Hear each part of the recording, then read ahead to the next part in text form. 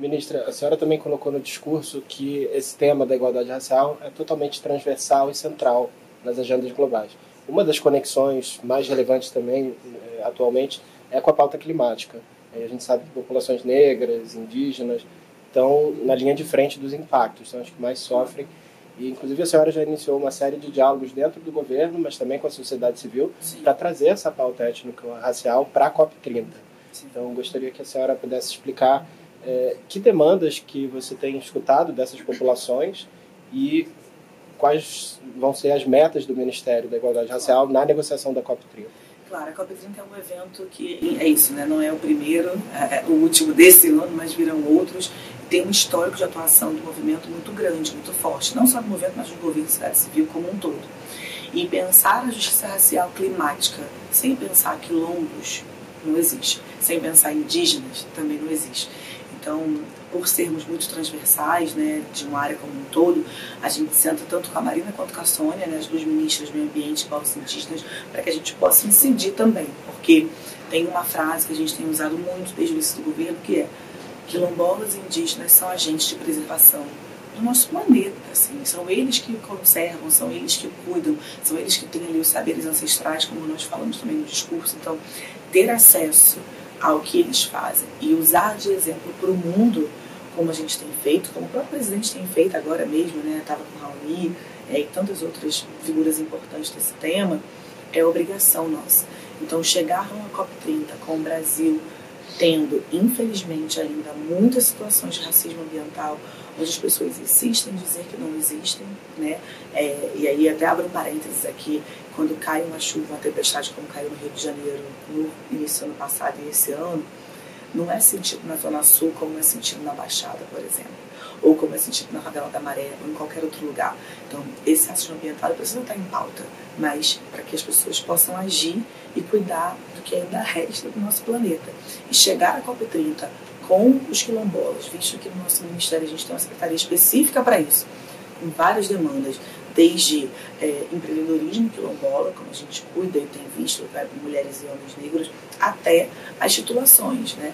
Que é algo que a gente tem conseguido avançar muito com o MDA, com o INCRA, com várias áreas do governo, para que se chegue na COP30 dizendo: olha, titulação, documentação, habitação é obrigação nossa. Isso aqui é moradia digna, é vida digna para essas pessoas. Então isso é um pedacinho do que o Ministério tem feito, mas com escutas também aos movimentos, escutas da sociedade civil, que tanto lá quanto aqui a gente vai fazer também, mas entendendo sempre que é isso, né? Muitas das reivindicações dos movimentos viraram políticas públicas. Políticas públicas essas que fizeram parte de conversas e escutas que a gente tem feito a várias mãos. Então a COP30 não seria diferente, não vai ser diferente. É assim que a gente precisa chegar, e vai chegar com escuta, trabalhando em conjunto, mas também sabendo as metas, o foco, o tamanho da responsabilidade de desenvolver políticas públicas. E como que essa presença aqui na ONU também pode ajudar a ter reuniões e estratégias conjuntas para esse objetivo na COP30?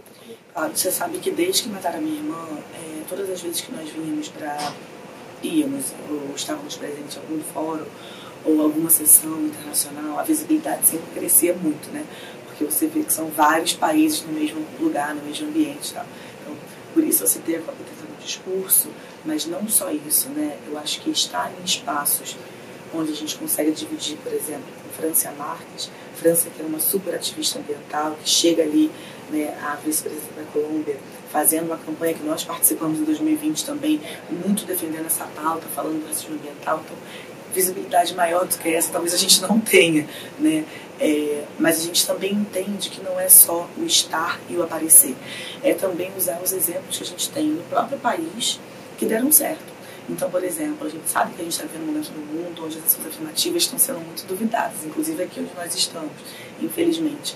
E demonstrar com isso que falar de justiça climática, falar de pauta racial, falar de transversalidade, falar de ação afirmativa é importante, e usar de exemplo para o mundo, dando visibilidade, porque eu sempre digo isso ao presidente Lula, né? O quanto que a gente é honroso e grato e tem o orgulho de fazer parte disso, que é com ele que começa. Hoje a gente está 20 anos depois, dando alguns outros passos importantes.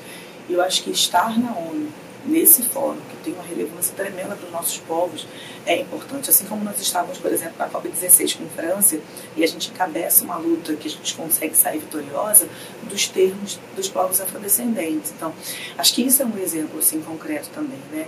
Quanto mais visibilidade, mais em conjunto estivermos com outros países também que têm importância e relevância na pauta, melhor será para o Brasil também. Sem dúvida.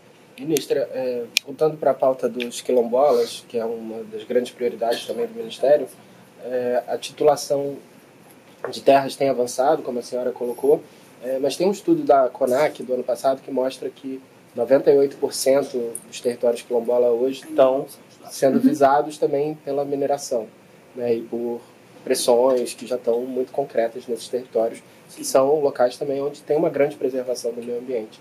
Então, como é que, para além da titulação, que outras medidas o Ministério está pensando para proteger essas populações desse tipo de pressão? Claro, acho que é importante entender também como é que funciona cada titulação, né, de território, porque são 9 passos que precisam ser dados até que se chegue ao documento final. E muitos deles, infelizmente, também ainda se encontram em briga de justiça, então tem todo o critério que é governo, estado, governo, município, enfim. Mas quando a gente fala dos avanços é porque há mais de 10 anos esses títulos eles não encaminhavam. Então quando a gente consegue titular em um ano 58, ou que seja mais de 30, é um avanço que a gente precisa reafirmar como sempre, e eu acho que é importante ter orgulho disso. Mas óbvio que tem também outro lado, então por isso quando a gente cria uma secretaria que cuida dos quilombos, a gente tem também o PNGTAC, que é um Plano Nacional de Titulação para as áreas específicas, mas ao mesmo tempo a quilomba, né? Então ano passado a gente conseguiu ali encerrar um conflito de 40 anos que era em Alcântara, que para mim esse é um dos maiores exemplos possíveis e concretos que a gente tem, que não só de titulação, mas também com um plano local de chegada. E isso demanda vontade política, isso demanda articulação com o governo, demanda articulação com o município. A CONAC está muito junto com a gente do Aquilomba, do PNGTAC e nas titulações também.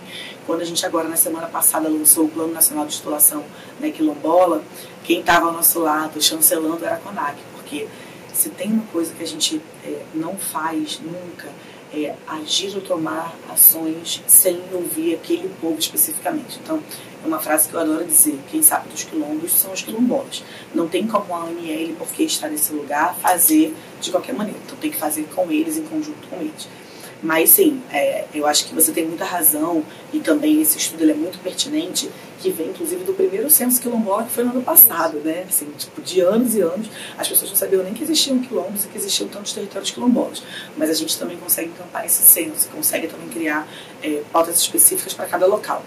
Claro que tem muito a avançar, a gente nunca vai dizer que está suficiente para bater o recorde. Não, é continuar. E eu espero que para os próximos anos quem entra também consiga dar conta e tocar as titulações que têm caminhado, né, em ritmo recorde ou não, mas fazendo com que as pessoas tenham vida digna para viver, enfim.